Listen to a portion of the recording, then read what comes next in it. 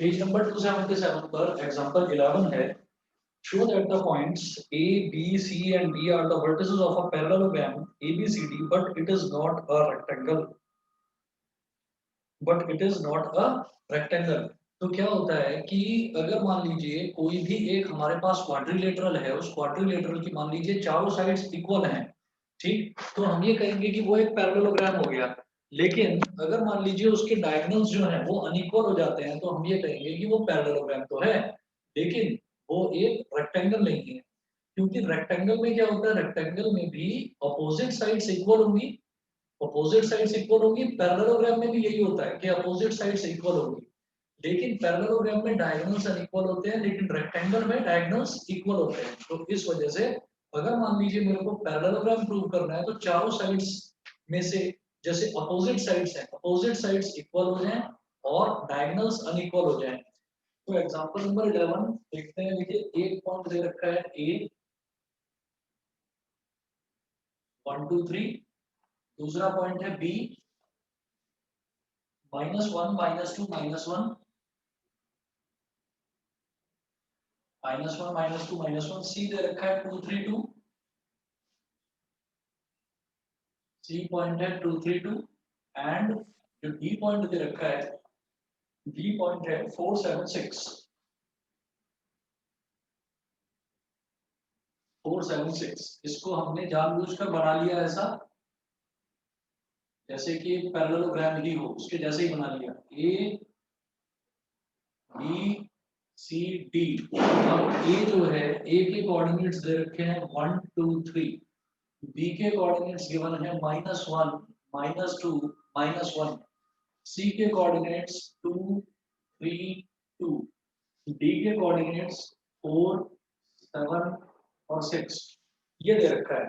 तो अब इसमें अगर मान लीजिए मैं निकालता हूँ ए बी. हमको चारों साइड्स निकालनी है यहाँ पर और दोनों डायगोनल्स निकालने हैं. तो अगर मान लीजिए मैं ए बी निकालता हूँ यहाँ पर, तो by distance formula A B क्या हो जाएगा,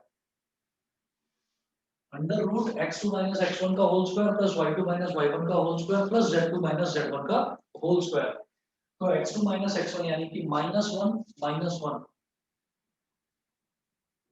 का होल स्क्वायर. ए बी निकाल रहा हूं, तो ये x2 y2 z2, ये x1 y1 z1. y2 minus y1 का होल स्क्वायर -2 का होल स्क्वायर प्लस -1 -3 का होल स्क्वायर. -1 क्या हो गया, -2 का होल स्क्वायर क्या हो गया, -2 का होल स्क्वायर हो गया प्लस का 4 प्लस -2 हो गया -4 का होल स्क्वायर हो गया 16.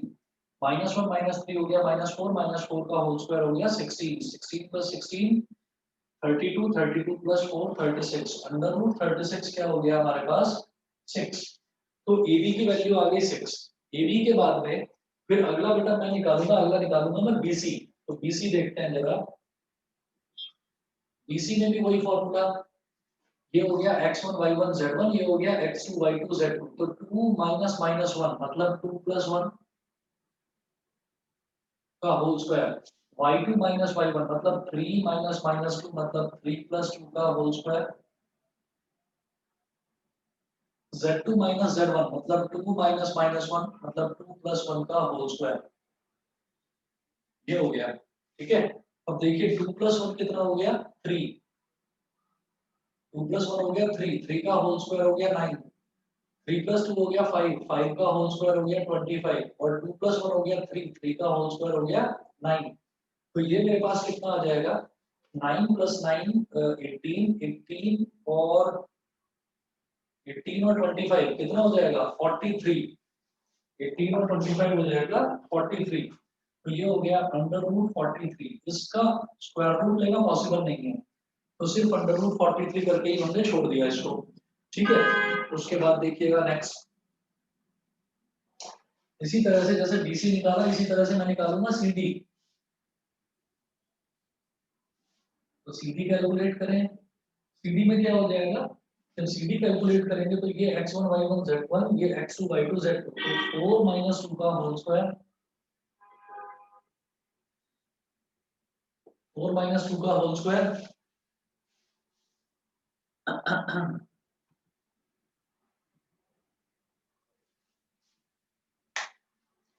4 माइनस 2 का होल स्क्वायर प्लस 7 माइनस 3 का होल स्क्वायर और प्लस 6 माइनस 2 का होल स्क्वायर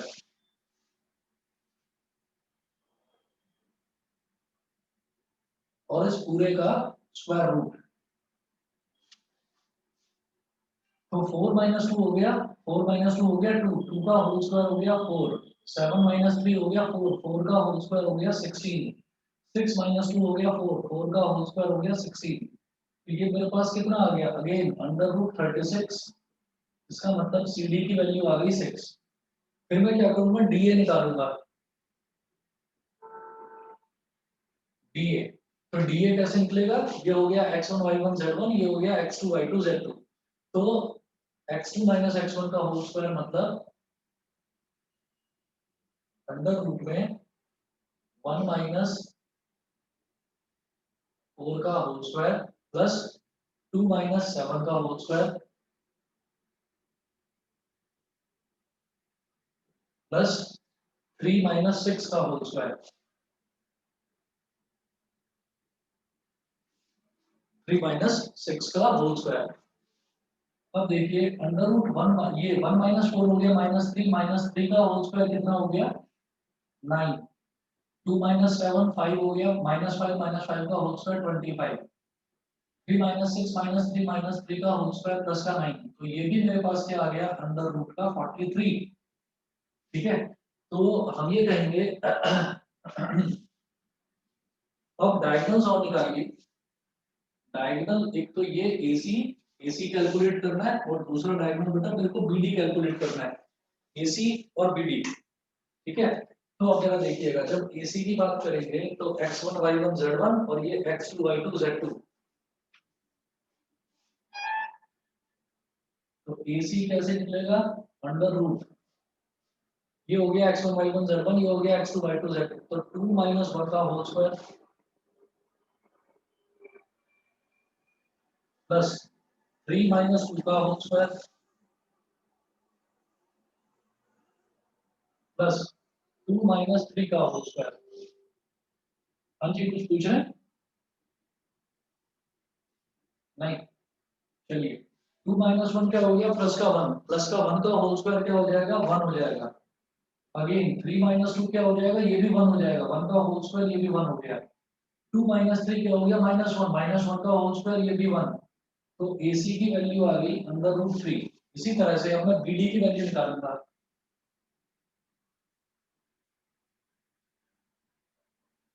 तो जब हम BD की वैल्यू निकालेंगे तो ये x1 y1 z1 और ये x2 y2 z2।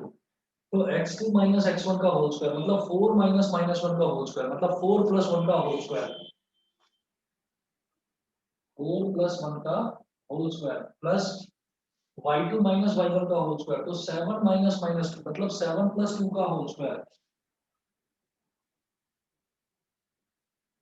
Plus 6 minus minus 1 मतलब 6 प्लस 1 का होल स्क्वायर,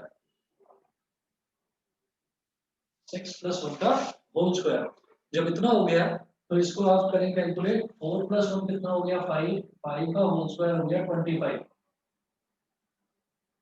7 प्लस 2 हो गया 9, 9 का होल स्क्वायर हो गया 81, 6 प्लस 1 हो गया 7, 7 का होल स्क्वायर हो गया 49। ऐड करिए 5 प्लस 1, 5 प्लस 1 6, 6 प्लस 9 15, 1 कैरी आ गया, 1 प्लस 2 3, 3 प्लस 8 11, 11 और 4, 11 और 4 15। तो अंडर रूट 155। हम ये कहेंगे here since AB is equal to CD, semicolon, BC is equal to DA,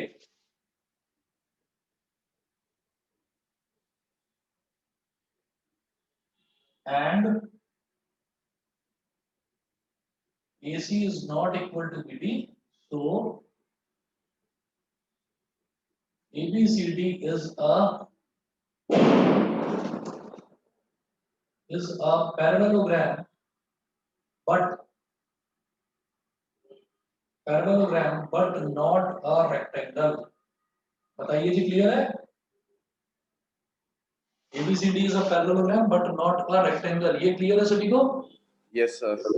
ठीक है, चलिए जी, ये एग्जांपल नंबर 11 हुआ मिसलेनियस का फर्स्ट एग्जांपल। फिर सेकंड एग्जांपल देखिएगा। सेकंड एग्जांपल है find the equation of the set of the points capital P such that its distances from the points 3, 4, minus 5 and B minus 2, 1, 4 are equal. Find the equation of the set of the points. तो कोई एक point है P, तो उस point P के आप coordinates क्या लेंगे? x, y, z, क्योंकि मैं 3D की बात कर रहा हूँ, तो कोऑर्डिनेट्स क्या होंगे? x, y, z। और उन्होंने ये कहा कि आप P पॉइंट की आप एक इक्वेशन बताइए, और वो इक्वेशन किस चीज से गवर्न होगी, किस चीज पर डिपेंड करेगी? वो इस चीज पर डिपेंड करेगी कि P का जो डिस्टेंस है ना वो A से और B से इक्वल है। तो यहाँ पर ये कहेंगे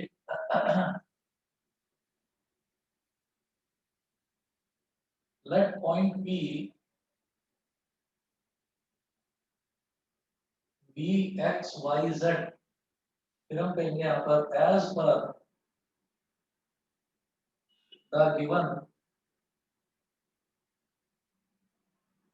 as per the given conditions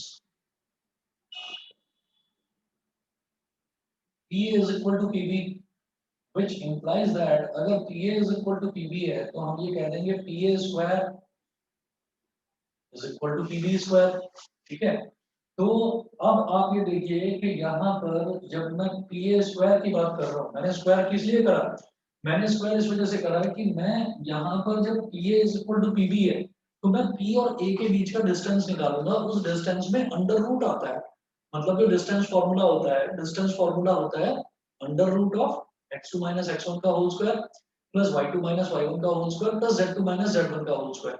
तो उस अंडर रूट से बचने के लिए कि इस तरफ भी अंडर रूट आ जाएगा और इस तरफ भी अंडर रूट, तो मैंने पहले से ही स्क्वायर कर दिया ताकि मुझे अंडर रूट लगाने की जरूरत ना पड़े। तो जरा देखिएगा कि यहाँ पर a के कोऑर्डिनेट्स क्या गिवन है मुझे? 3, 4, माइनस 5, 3, 4, माइनस 5, और b के कोऑर्डिनेट्स क्या गिवन है? -2, 1, 4, -2, 1, 4 ये दे रखा है। तो पी ए स्क्वायर क्या हो जाएगा? p क्या है? x, y, z।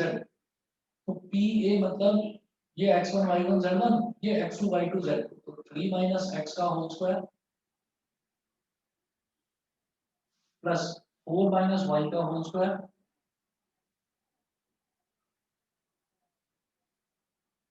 Plus -5 minus z का whole square is equal to PB square. अब ये पी ए स्क्वायर है ना, इस वजह से मैंने यहाँ पर स्क्वायर रूट नहीं लगाया। ठीक है, डिस्टेंस फॉर्मूला में वैसे तो स्क्वायर रूट आता है, पर स्क्वायर रूट यहाँ पर नहीं लगाएंगे। उसके बाद देखिएगा फिर है पीबी स्क्वायर, तो -2 माइनस एक्स का whole square plus 1 minus y का whole square plus 4 minus z का होल स्क्वायर। अब जब देखो आप कि 3 माइनस एक्स का होल स्क्वायर, तो इसको हम एक्सपैंड करेंगे, a माइनस बी का होल स्क्वायर लगा देंगे यहाँ, तो ये हो जाएगा a square plus b square minus 2ab, 2 into 3 into x plus 4 minus y का होल स्क्वायर, ये क्या हो जाएगा? 4 square plus y square -2 into 4 into y. उसके बाद -5 माइनस जेड है। मैं आपको पहले भी एक चीज बता चुका हूं कि अगर कभी भी माइनस ए माइनस बी का होल स्क्वायर आता है तो उसको हम ऐसे ट्रीट करेंगे जैसे a प्लस बी का होल स्क्वायर है। दोनों साइन जब माइनस के होते हैं तो माइनस ए माइनस बी के होल स्क्वायर को हम a प्लस बी के होल स्क्वायर की तरह ही ट्रीट करते हैं। तो -5 माइनस जेड का होल स्क्वायर मतलब एक तरह से 5 प्लस जेड का होल स्क्वायर। तो ये क्या हो जाएगा? 5 का स्क्वायर प्लस जेड का square plus 2 into 5 into Z, ये हो गया। और ये किसके इक्वल होगा? ये मैं इस तरफ लिख रहा हूँ बेटा, ये किसके इक्वल होगा, ये इस तरफ लिख रहा हूं मैं, देखो -2 -x, तो अगेन ब्रैकेट के अंदर क्या है, दोनों की दोनों नेगेटिव टर्म्स है, तो जब -2 -x का होल स्क्वायर है तो ये एक तरह से 2 + x का होल स्क्वायर हो गया, ठीक है। तो 2 + x का होल स्क्वायर क्या हो जाएगा, 2 का स्क्वायर प्लस x का square plus 2 × 2 × x plus 1 - y का होल स्क्वायर, तो a - b का होल स्क्वायर का फॉर्मूला लगाएंगे यहाँ पर, तो 1 का स्क्वायर प्लस y का स्क्वायर -2 × 1 × y -2 × 1 × y, ये हो गया। फिर 4 - z का होल स्क्वायर, तो 4 का स्क्वायर प्लस z का स्क्वायर -2 × 4 × z, ये हो गया पूरा, ठीक है। अब इसको सिंपलीफाई करिए, सिंपलीफाई करके जो वैल्यू कटती होंगी उनको काट देंगे, और बाकी जो बचेगा वो ही हमारी इक्वेशन होगी, जो इन्होंने इक्वेशन पूछी है, equation of the set of points P।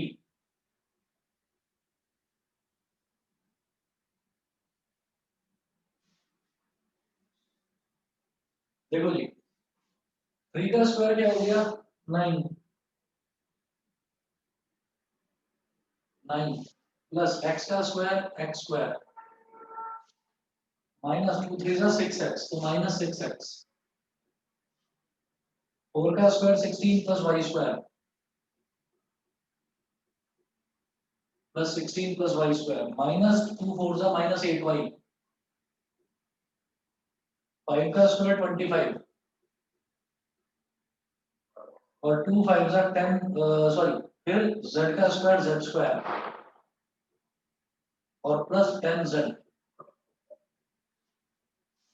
Is equal to, अब राइट हैंड साइड लिखिए, 2 का square 4 plus x square plus 4x, 4 plus x square plus 4x। फिर अगला 1 का square 1 plus y square minus 2y, 1 plus y square minus 2y, 1 plus y square minus 2y। उसके बाद 4 का square हो गया 16, 16 plus z square minus 8z,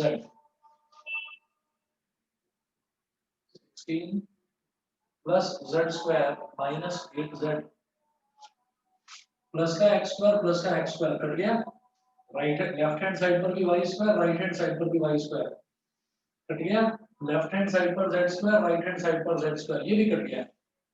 अब क्या करिए, जितनी भी वैल्यूज हैं x y और z की, जितनी भी वैल्यूज हैं सबको लेफ्ट हैंड साइड पर लेकर आ जाओ।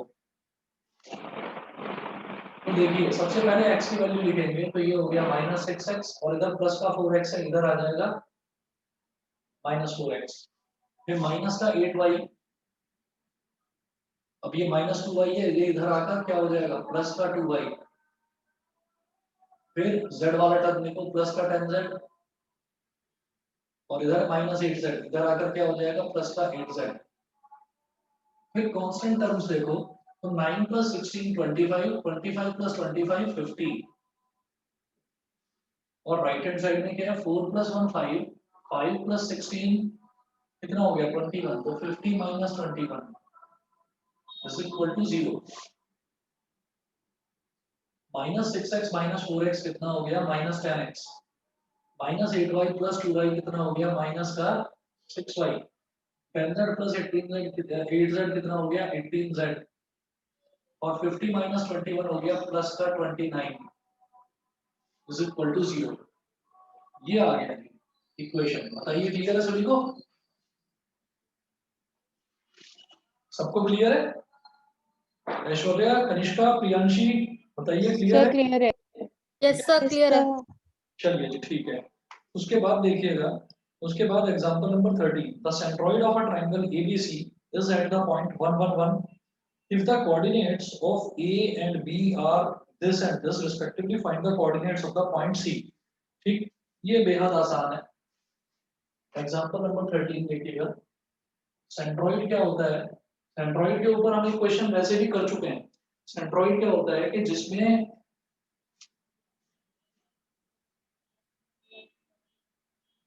सेंट्रोइड वो होता है जिसमें तीनों के तीनों ट्रायंगल के तीनों मीडियंस जिस पॉइंट पर इंटरसेक्ट करते हैं उसको मैं सेंट्रोइड बोल देता हूँ, ठीक है। तो चलो देखते हैं।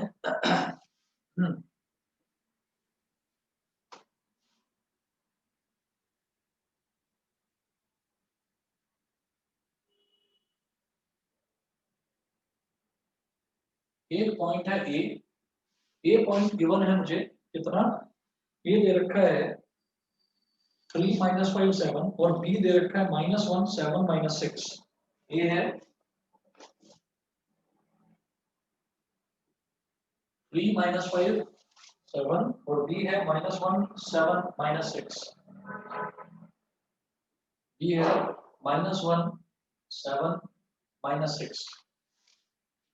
और जो सी है, जैसे हमने बोला ए के coordinates x1 y1 z1, B के coordinates x2 y2 z2, C के कोऑर्डिनेट्स बोल दीजिए x3 y3 z3। ए से जो मीडियन होगा वो क्या करेगा, सामने वाली साइड को बाइसेक्ट कर देगा। एक तो ये हो गया median, this is D. D से जो मीडियन होगा वो इसके सामने वाली साइड को बाइसेक्ट कर देगा, दिस इज ई। और जो सी से मीडियन होगा वो इसके सामने वाली साइड को बाइसेक्ट कर देगा, this is F. D E F. और ये जो बीच में पॉइंट होता है this is G. G is centroid. ठीक है, तो कोऑर्डिनेट्स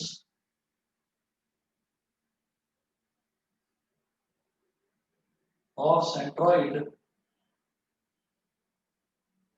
जी, इसके कोऑर्डिनेट्स कितने दे रखे हैं, इसके कोऑर्डिनेट्स दे रखे हैं बेटा 1 1 1 1 1 1। ठीक है, और सेंट्रॉइड के कोऑर्डिनेट्स कैलकुलेट करने का फॉर्मूला क्या होता है वो देखिएगा।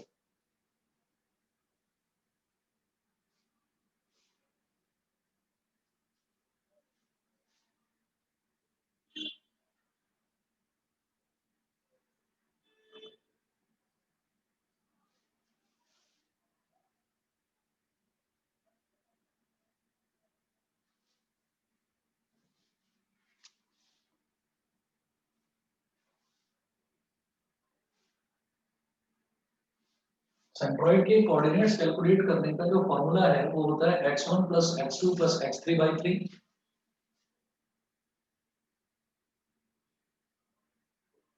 x1 + x2 + x3/3 comma y1 + y2 + y3/3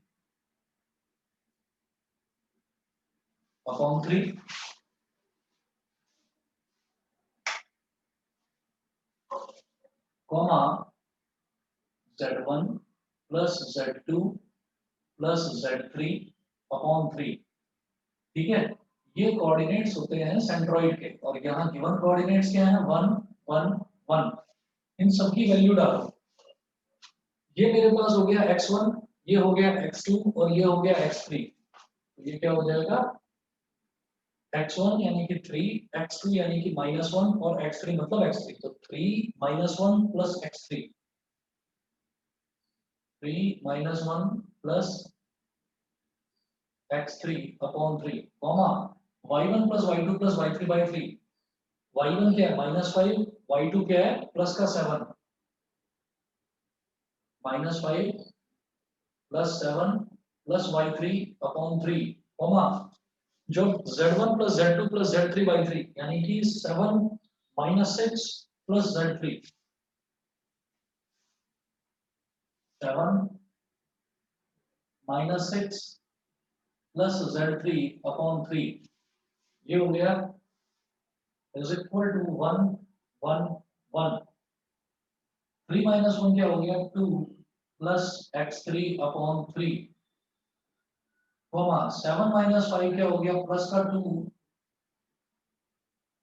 + y3/3। 7 - 6 क्या हो गया प्लस का 1 + z3/3 इज इक्वल टू 1 1 1। ये हो गया। अब आप ये देखिएगा कि इसमें क्या है कि 2 + x3/3 इज इक्वल टू 1 है। हम करस्पॉन्डिंग एलिमेंट्स को इक्वेट कर देंगे। तो 2 + x3/3 इज इक्वल टू 1, इसको इधर ले जाइए, क्या हो जाएगा, ये हो गया हमारे पास x3 is equal to 3 × 1 = 3, 3 - 2 x3 की वैल्यू आ गई 1, पहली चीज तो ये हो गई। दूसरा देखिएगा 2 + y3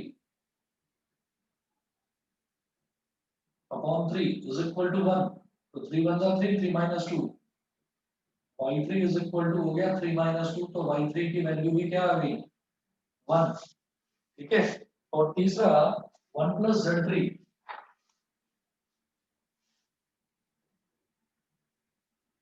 1 + z3 upon 3 is equal to 1, मतलब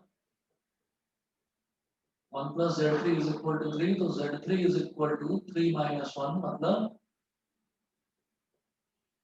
z3 इज इक्वल टू 2।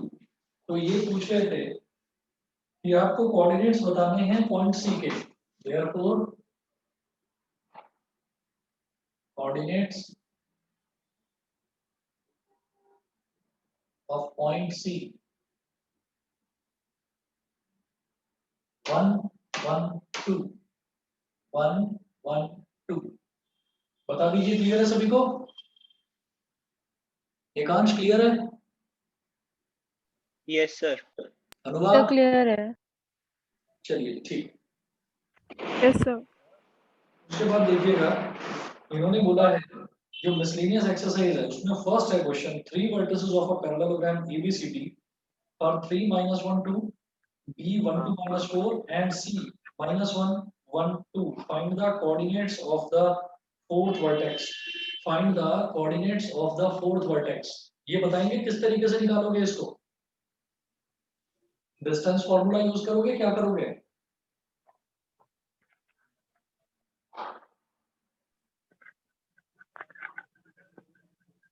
बताइए।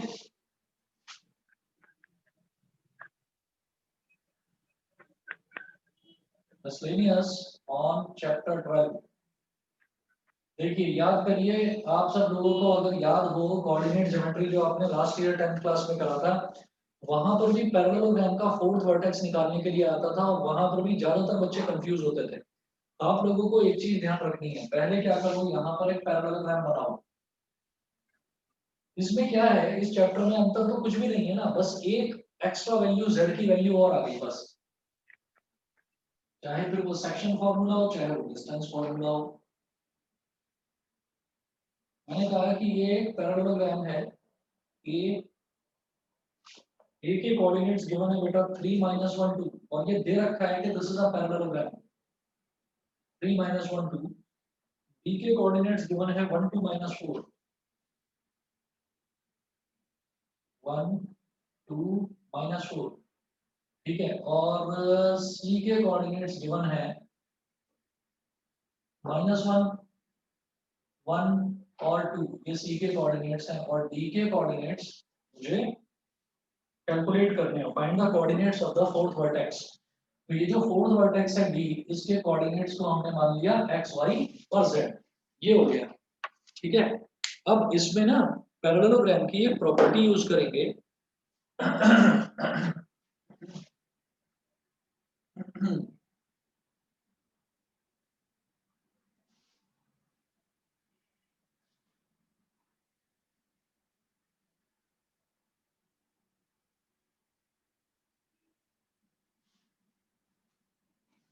पैरेललोग्राम की एक प्रॉपर्टी यूज करेंगे हम यहाँ पर।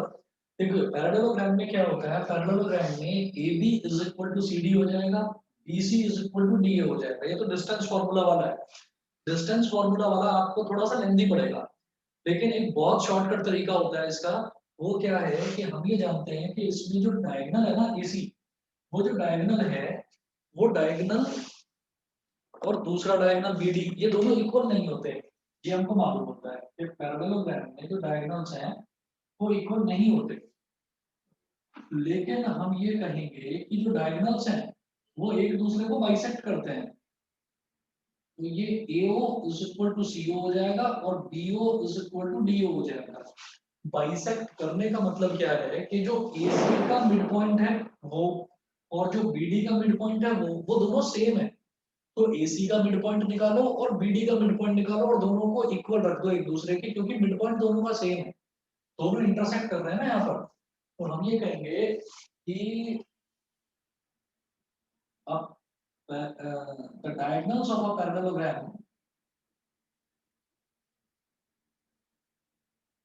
the diagonals of a parallelogram bisect diagonals of a parallelogram bisect each other.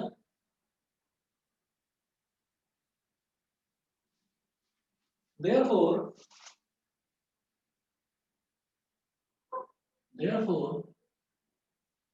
midpoint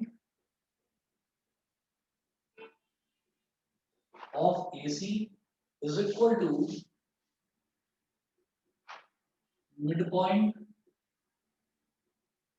of BD. AC और BD इन दोनों का मिडपॉइंट जो है वो सेम होगा।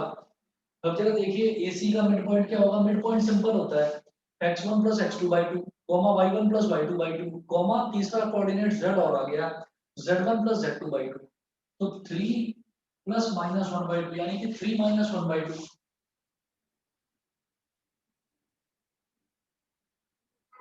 3 plus minus 1 by 2 कॉमा फिर y1 plus y2 by 2 यानी कि -1 plus 1 by 2 -1 plus 1 by 2। फिर तीसरा 2 plus 2 by 2। ये तो हो गया मिड पॉइंट AC का। फिर मिड पॉइंट निकालेंगे BD का। तो BD का क्या हो जाएगा x plus 1 by 2 comma y plus 2 by 2 comma z plus minus 4 by 2। तो डिस्टेंस फार्मूला से बहुत लंबा पड़ता है और कई बार अटक भी जाता है, होता भी नहीं है। लेकिन ये जो तरीका है आपका मिड पॉइंट वाला, ये मिड पॉइंट वाला तरीका सबसे आसान तरीका है। ठीक है, तो जरा देखिएगा 3 plus -1 यानी कि 3 - 1 ये क्या हो गया 2/2 कॉमा ये तो 0/2 कॉमा ये 4/2 is equal to x plus 1/2 y plus 2/2 और z minus 4/2 ये हो गया 2/2 1 और ये हमारा हो गया तो x plus 1/2 is equal to 1। इसका मतलब x plus 1 is equal to 2। इसका मतलब x is equal to 1। एक तो ये चीज हो गई। दूसरा y plus 2/2 is equal to 0। y plus 2/2 is equal to 0। 2 into 0 क्या हो गया 0। तो y plus 2 is equal to 0 मतलब y is equal to -2। तीसरा z minus 4/2 z minus 4/2 is equal to क्या 2। तो z minus 4 is equal to 2 2 4। तो z is equal to 4 plus 4 मतलब 8। z की वैल्यू आ गई 8। बताइए जी इतना क्लियर है। ये वैल्यू आ गई तो हम ये कहेंगे therefore coordinates of fourth vertex coordinates of fourth vertex जो मैंने ये लिया है d x y z इनकी वैल्यू ये आ गई 1 -2 8। बताइए जी क्लियर है और समझ गए। Yes sir. बस भी क्लियर है। Yes, sir. ठीक है बेटा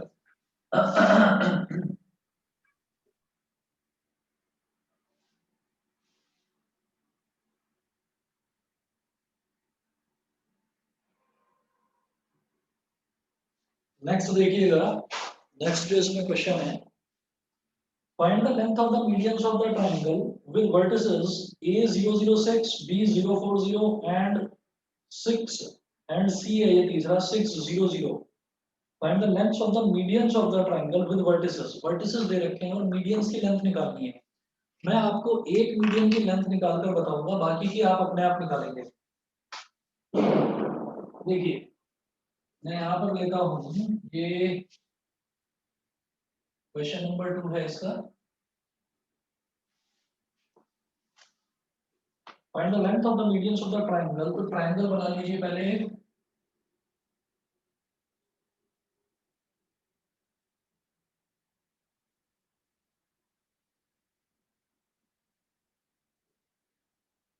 ए बी और सी, ट्रायंगल हो गया ए बी और सी। तो जो ए है, ए का वर्टेक्स है 006, 006। बी वर्टेक्स जो है इसके कोऑर्डिनेट दे रखे हैं 040, 040, और सी के कोऑर्डिनेट्स दे रखे हैं 600। अब होता क्या है कि जो मीडियन होते हैं ना, मीडियन का क्या काम होता है कि मीडियन अगर किसी भी वर्टेक्स से मीडियन डाला जाता है तो वो सामने वाली साइड को बाइसेक्ट करता है। तो अगर मैं ए से मीडियन ड्रॉप करूंगा बीसी पर, ये इसको बीसी को बाइसेक्ट करेगा, 50-50 में डिवाइड कर देगा। मतलब ये जो कोऑर्डिनेट है डी, ये डी क्या हो गया, ये बीसी का मिड पॉइंट हो गया। तो हम ये करेंगे for median AD, D is the mid point of BC. तो ये बीसी का मिड पॉइंट है, therefore coordinates of D, D के मिड पॉइंट क्या होता है x1 plus x2 by 2, y1 plus y2 by 2, z1 plus z2 by 2। तो बिल्कुल सिंपल है, 0 plus 6 by 2, 4 plus 0 by 2, 0 plus 0 by 2। 0 plus 6 यानी कि 6 upon 2 कितना हो गया 3, 4 upon 2 कितना हो गया 2, और ये 0। तो डी के कोऑर्डिनेट्स आ गए बेटा 3, 2, 0। इसी तरह से जब मैं बी से एक मीडियन ड्रॉप करूंगा तो this point will be called ई। ये जो ई है ये ए और सी का मिड पॉइंट होगा। इसी तरह से जब मैं सी से एक मीडियन ड्रॉ करूंगा तो इस पॉइंट को मैंने बोल दिया F, F will be the mid point of A B. तो आगे देखो कि जब मेरे पास ए आ गया 006 और डी आ गया 320, तो क्या मैं इस मीडियन एडी की लेंथ निकाल सकता हूं बाय यूजिंग डिस्टेंस फार्मूला? बताइए, कर सकते हैं?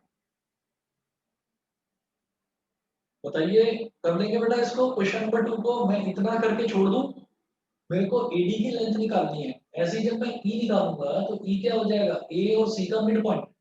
तो ई के कोऑर्डिनेट्स आ जाएंगे, बी के कोऑर्डिनेट्स हैं, ई के कोऑर्डिनेट्स हैं, तो मैं बीई की लेंथ निकाल लूंगा। Yes, sir. कर लेंगे? हर्षित बताओ, हर्षित हो जाएगा? निष्का? Yes sir. चलिए ठीक सर है। एक बार और एक्सप्लेन कर दीजिए। हाँ, मैं दोबारा बता देता हूँ। आप ये देखिएगा कि ये जो बी है ना, हमने जैसे मीडियन की बात करी, तो मीडियन क्या करता है, मीडियन अगर मैं ए से मीडियन डालूंगा तो एक ट्रायंगल की बात करते हैं, तो जब हम ए से मीडियन डालते हैं तो ए के अलावा ए के अपोजिट साइड कौन सी बचती है, बीसी। तो ए से जो मैंने मीडियन डाला वो मीडियन क्या करेगा, बीसी को बाइसेक्ट करेगा। बीसी को बाइसेक्ट करने का मतलब क्या है कि D is the mid point of BC. तो डी के कोऑर्डिनेट्स निकाल लो आप। डी के कोऑर्डिनेट्स क्या होंगे, x1 plus x2 upon 2, x1 plus x2 upon 2, comma y1 plus y2 upon 2, 4 plus 0 upon 2, comma z1 plus z2 यानी कि 0 plus 0 upon 2। तो ये मेरे पास कोऑर्डिनेट्स आ गए डी के। अब ए के कोऑर्डिनेट्स है, डी के कोऑर्डिनेट्स है, तो एडी की लेंथ निकाल सकता हूं मैं, x2 minus x1 का whole square plus y2 minus y1 का whole square plus z2 minus z1 का होल स्क्वायर और पूरे का अंडर रूट। तो एडी की वैल्यू आ जाएगी, समझ रहे हो? इसी तरह से ई कैसे निकालोगे, E is the mid point of AC. E के कोऑर्डिनेट आ गए, बी के कोऑर्डिनेट आ गए, डिस्टेंस फार्मूला यूज करके बी निकाल लें। ऐसे ही एफ क्या होगा, ए और बी का मिड पॉइंट। तो एफ के कोऑर्डिनेट्स आ जाएंगे, सी के आ जाएंगे, सी एफ निकाल लेना बाय यूजिंग डिस्टेंस फार्मूला। बताओ, क्लियर है? कर लेंगे सभी बच्चे? Yes, sir. प्रियांशी बताइए, हो जाएगा? Yes, sir. ठीक है जी।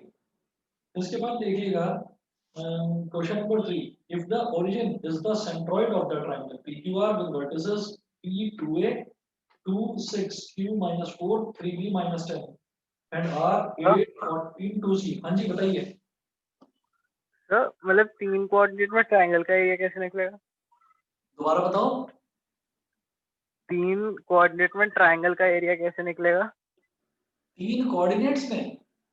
हाँ तीन कोऑर्डिनेट्स में ट्राइंगल का एरिया, देखो ऐसा होता है कि जब भी हमसे ये कहा जाता है ना कि तीन कोऑर्डिनेट्स हैं, तो तीन कोऑर्डिनेट्स में ट्राइंगल बनेगा ही नहीं, तीन कोऑर्डिनेट्स में प्रिज्म बन जाएगा, समझ रहे हो? तो इसी वजह से यहाँ पर ट्राइंगल का एरिया दे भी नहीं रखा है, नहीं समझे? नहीं समझ रहे हो? समझ गया सर, 3 डायमेंशन हो गए। तो 3 डायमेंशन हो गए। हाँ, क्योंकि 3 जो डायमेंशन हो गए ना, तो हाँ, 3D जो 2 डायमेंशंस होते हैं ना, तो x1 y1 x2 y2 x3 y3 ये हो गया। तो जब उनको ज्वाइन करते हैं तो ट्राइंगल बनेगा, लेकिन जब 3 डायमेंशन हो गए तो 3 डायमेंशन में ट्राइंगल अगर देखा जाए तो ट्राइंगल 1 2 3 इस तरह से बनेंगे और फिर उनको नीचे से ज्वाइन कर देंगे तो वो एक 3D ट्राइंगल बन जाएगा। तो उसका वॉल्यूम बनेगा, उसका एरिया नहीं बनेगा, इस वजह से वो सब हमारा मतलब टॉपिक ही नहीं है यहाँ पर, समझ लो। बताइए जी, ये चीज क्लियर है ना हर्ष? सर। यस।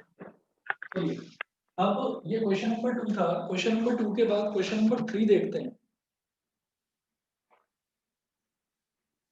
क्वेश्चन नंबर 3 फिर से सेंट्रॉइड वाला क्वेश्चन है।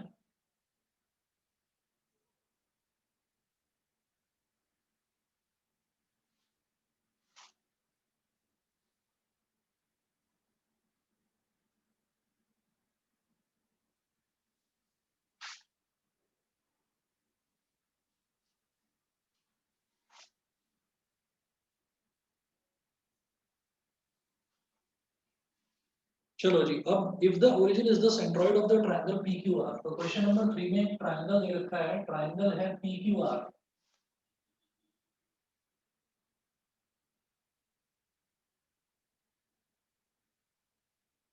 P Q और R। अब मैं क्या कर रहा हूँ कि P से मैंने एक मीडियन ड्रॉ करा है ऐसे, इसको बोल दीजिए A। Q से एक मीडियन ड्रॉ करा, इसको बोल दीजिए B। और R से एक मीडियन ड्रॉ करा,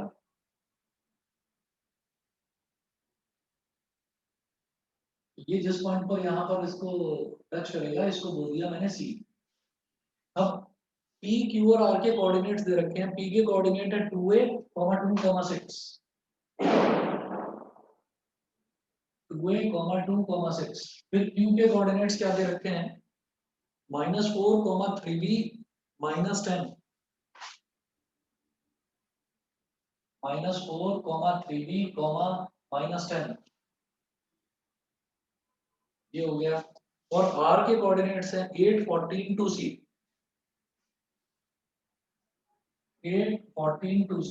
और तीनों मीडियन जिस पॉइंट पर मिलते हैं उसको सेंट्रॉइड बोलता हूं मैं। This centroid is given as origin. ये ओरिजिन दे रखा है 0, 0, 0। ठीक है, तो अब आप ये बताइए, अब आप ए बी और सी की वैल्यू निकाल लेंगे। सेंट्रॉइड का फॉर्मूला लगाना है x1 + x2 + x3/3, y1 + y2 + y3/3, z1 + z2 + z3/3 = 0, 0, 0। तो 2a - 4 + 8/3 = 0। a की वैल्यू आ जाएगी। बताइए, कर लेंगे? छोड़ दो इस क्वेश्चन को? Yes, sir. ऐश्वर्या बताओ, हो जाएगा? Yes sir. ठीक है, एकांश कर लोगे? Yes sir. चलिए जी, क्वेश्चन नंबर 4 समझाता हूँ। तो ये क्वेश्चन नंबर 2 भी मैंने छोड़ दिया है, क्वेश्चन नंबर 3 भी छोड़ दिया है, हिंट दे दिया है आप लोगों को, देख लेना। अगर कहीं पर अटको तो वीडियो देखकर कर लेना इसको। नेक्स्ट देखते हैं क्वेश्चन नंबर 4। क्वेश्चन नंबर 4 है, find the coordinates of a point on y axis which are at a distance of 5√2 from the point. ठीक है, तो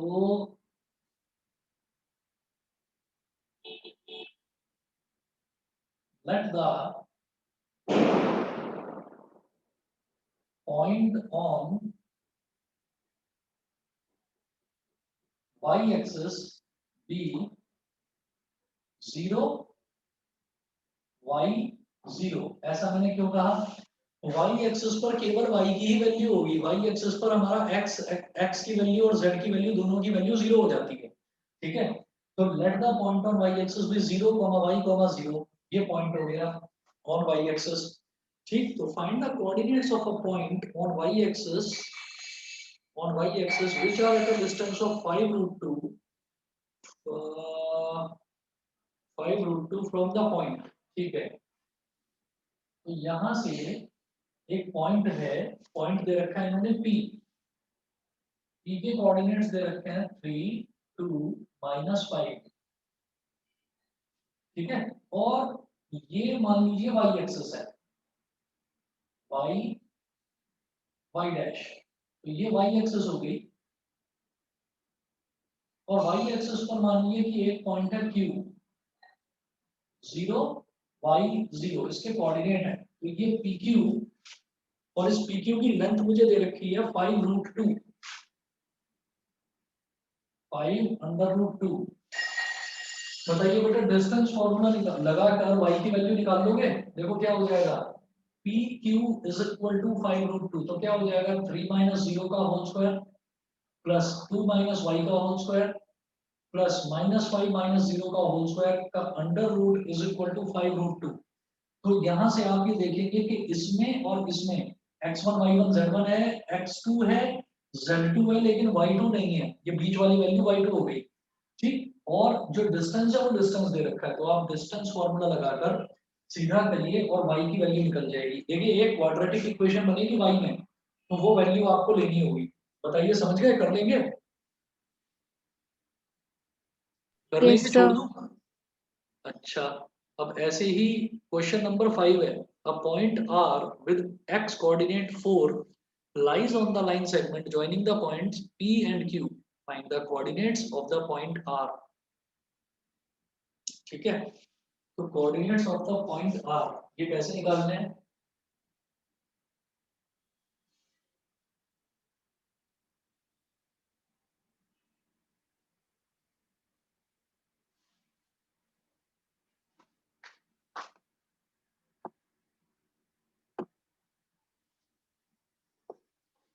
a point R with x coordinate 4, एक पॉइंट है जिसका x कोऑर्डिनेट की value 4 दे रखी है। It lies on the line segment joining the points this, तो एक लाइन सेगमेंट है,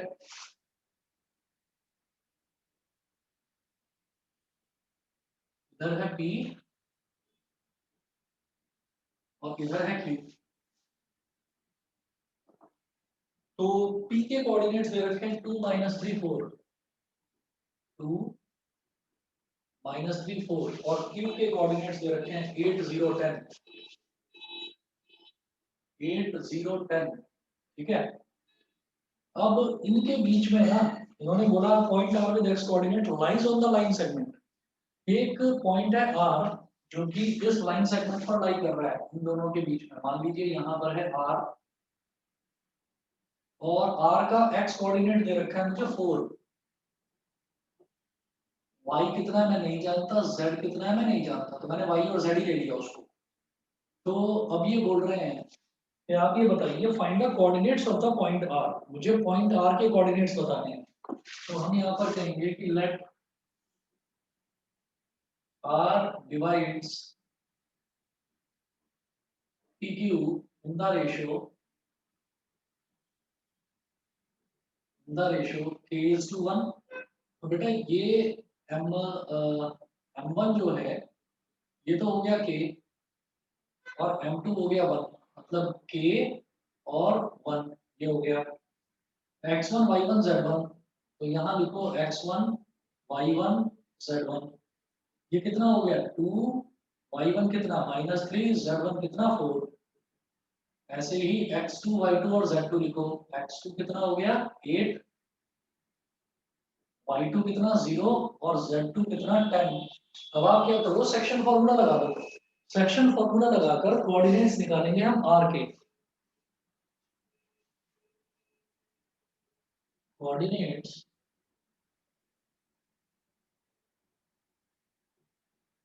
ऑफ r के कोऑर्डिनेट्स हैं 4, y, z। लेकिन हम सेक्शन फॉर्मूला के हिसाब से r के कोऑर्डिनेट्स निकालेंगे तो क्या हो जाएगा, m1 x2 plus m2x1 upon m1 plus m2 comma m1y2 plus m2y1 upon m1 plus m2 comma m1z2 plus m2z1 upon m1 plus m2। अब करिए इसको, is equal to 4 comma y comma z। Value डालो जी इसके अंदर, सीधा सीधा value डालिए। m1 x2, तो m1 क्या है k और x2 कितना है 8, तो 8k plus m2 x1, m2 है 1 और x1 है 2 यानी कि 2, 8k plus 2 upon m1 plus m2 कितना हो गया k प्लस 1। पहली चीज तो ये होगी। दूसरा m1 y2 plus m2 y1, तो m1 y2 यानी कि k इंटू 0 मतलब 0 plus m2 y1 1 into minus 3, 1 into minus 3 क्या हो गया -3, 0 -3 upon k plus 1 comma m1 z2 plus m2 z1, तो m1 z2 यानी कि k इंटू 10 मतलब 10k और m2 z1 मतलब 1 इंटू 4 तो प्लस का 4 upon k plus 1 is equal to 4y और z। y और z की वैल्यू तो मुझे नहीं पता, लेकिन x कोऑर्डिनेट की वैल्यू पता है, तो मैं इसको इसके बराबर रखकर मैं k की वैल्यू निकाल लूंगा।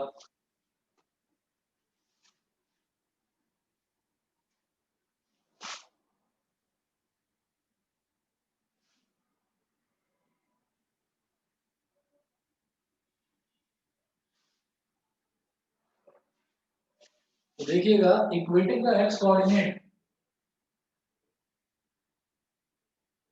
इक्वेटिंग द x कोऑर्डिनेट, क्योंकि केवल x कोऑर्डिनेट ही है मेरे पास, तो मैं उसी को इक्वेट कर सकता हूं। तो 8k plus 2 upon k plus 1 upon k plus 1 is equal to कितना है 4 के बराबर। तो इसको इससे मल्टीप्लाई कर दीजिए, तो 8k plus 2 is equal to 4 into k plus 1। 8k plus 2 is equal to 4k plus 4, 4k को इधर ले आओ, 8k माइनस 4k और इस 2 को इधर ले जाओ, 4 माइनस 2, तो 8 माइनस 4 कितना हो गया 4k, 4 माइनस 2 कितना हो गया 2, 2 1 जा 2, 2 2 जा 4, तो k की वैल्यू क्या आ गई 1 अपॉन 2, मतलब k अपॉन 1 क्या हो गया 1 अपॉन 2। मतलब ये जो रेशो है, ये जो रेशो है k इज टू 1, ये रेशो 1 इज टू 2 आ गया। ठीक है, ये आ गया 1 इज टू 2। खैर मुझसे ये रेशो तो पूछा ही नहीं गया था, मुझसे तो ये पूछा गया है कि आप r के कोऑर्डिनेट्स बताइए, तो y की वैल्यू क्या हो जाएगी -3 upon k plus 1। Therefore y की वैल्यू क्या हो जाएगी 0 -3 अपॉन k प्लस 1 यानी कि -3 अपॉन k प्लस 1। अब k कितना है 1 अपॉन 2, भाई k की वैल्यू तो आई है 1 upon 2, y is equal to -3 upon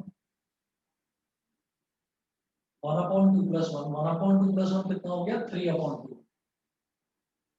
-3 upon 3 upon 2। Numerator का न्यूमरेटर, सॉरी डिनोमिनेटर का डिनोमिनेटर न्यूमरेटर में आ जाता है, 3 से 3 कट गया, y की वैल्यू आ गई -2। इसी तरह से अगर मैं z की वैल्यू निकालूंगा तो z क्या आ जाएगा 10k plus 4 upon k plus 1, 10k plus 4 upon k plus 1, 10 into k यानी कि 10 इंटू 1/2 प्लस 4 अपॉन 1/2 प्लस 1, 2 5 जा 10, 5 प्लस 4 9, 9 अपॉन 3/2, 2 ऊपर आ गया, 3 3 जा 9, ये आ गया 6। तो z की वैल्यू आ गई 6। बताइए बेटा सभी को क्लियर है, कोऑर्डिनेट्स आ गए मेरे पास, क्लियर है सबको, चलें आगे। Yes, sir. Yes. चलिए जी, उसके बाद question number 6, if a and b be the points 3 4 5 and -1 3 -7 respectively, find the equation of the set of points p such that pa square plus pb square is equal to k square where k is a constant।